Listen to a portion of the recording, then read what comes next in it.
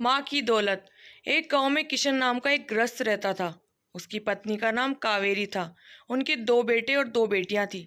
एक छोटा सुखी परिवार था। किशन ने अपना सब पैसा उसके बेटे और बेटियों की पढ़ाई और शादी, उनके लिए अच्छे घर बनाने में खर्च कर दिया। किशन के बेटे और बहुएं स्वार्थी थे।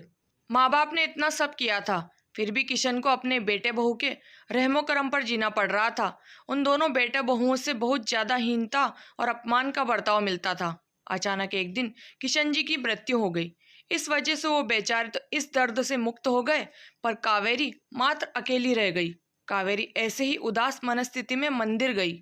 वहां उनको उनकी बचपन की सहेली कांता मिली। उन्हें देखकर उन्हें अच्छा लगा।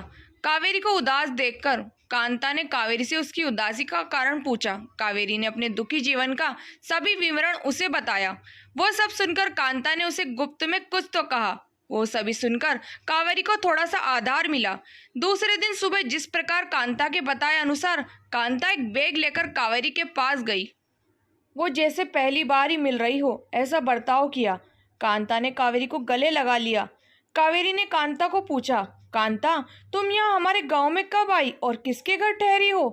कावेरी के दोनों बहू कावेरी की आवाज सुनकर तुरंत अंदर से बाहर आई। उन दोनों को देखकर कांता बोली, अरे मैं दूसरे घर पर कहाँ रहूं?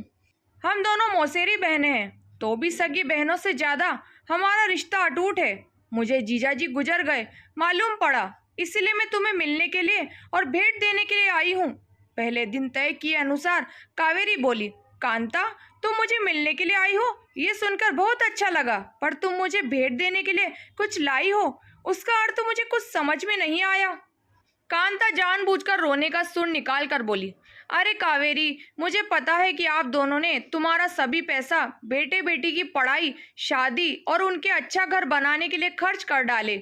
आप दोनों ने खुद के लिए कुछ भी नहीं रखा। ये सब ठीक है, क्योंकि आपके बेटे बहुएं सभी अच्छे हैं, इसीलिए वो तुमसे प्यार से बर्ताव करते हैं, तुम्हें अच्छे से संभालते हैं, इसका मुझे पूरा भरोसा है।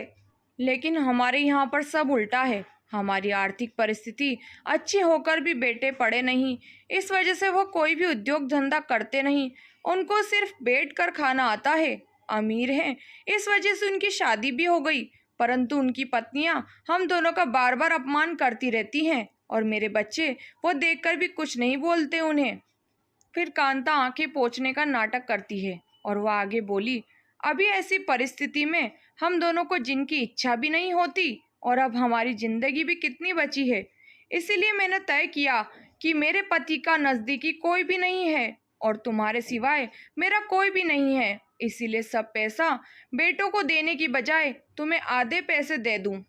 ऐसा विचार करके मैं मेरे पति की रजामंदी से 25 तोला वजन के 10-12 सोने के गहने, 50,000 इस बैग में लाई हूँ। इस बैग में 45,000 की नोटें हैं और 1 रुपए की 5,000 नाने। अभी तुम कुछ भी ना कहते हुए हमारा प्यार समझकर ये बैग और उसकी चाबी ले लो। मैं सिर्फ तुम्हारे पास चाय पीकर तुरंत चली जाऊंगी।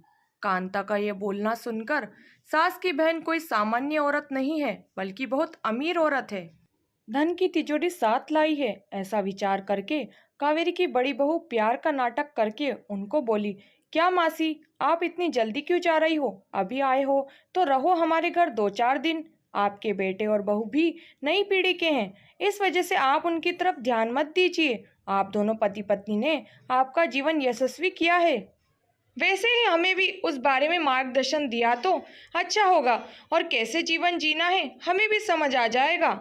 तभी कांता उसे बोली, मेरे पति के दोस्त आज प्लेन से रात को 12 बजे हमारे घर आने वाले हैं, इस वजह से मुझे जाना होगा। हर एक मनुष्य की जिंदगी में ऐसा प्रसंग आता ही आता है कि जिसकी वजह से उसकी आंखें खुलती है और वह मनुष्य समझदार होगा तो उसे मार्ग दिखता है। ऐसा बोलकर कांता चाय पीकर वहां से चली गई। कांता के जाने के बाद कावेरी के दोनों बेटे और बहुएं उससे बहुत अच्छा बर्ताव करने लगे, बहुत प्यार और देखभाल करने लगे। कावेरी खाना खाने के बाद रात को अपने रूम में जाकर दरवाजे की कुंडी लगा लेती। कांता ने दिए हुए पैसे पत्थर पर पीटकर बजाकर गिनती थी। नाड़ों की आवाज रात के समय स्पष्ट उनके बेटे और बहुओं को सुनाई देती थी और उनका कावेरी पर और ज्यादा प्यार बढ़ने लगा। ऐसा 5-6 महीने तक चलता रहा, लेकिन पैसे गिनने का काम मात्र खत्म नहीं हो रहा था। और ये सिलसिला कावेरी ने अपने मरने तक चालू रखा।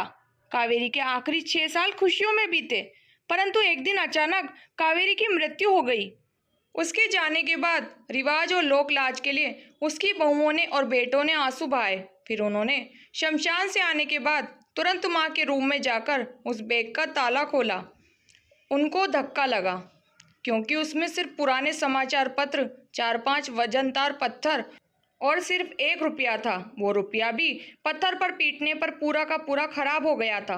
दोस्तों, उम्मीद है कहानी पसंद आई होगी। कहानी पसंद आए तो लाइक शेयर करना बिल्कुल ना भूलें। चैनल पर नए हैं तो सब्सक्राइब करें, बेल आइकन प्रेस करें ताकि मेरी अगली वीडियो की नोटिफिकेशन मिल जाएगी। आपका कीमती समय देने के लिए बहुत बहुत धन्यवाद। मिलते हैं नई कहानी के साथ।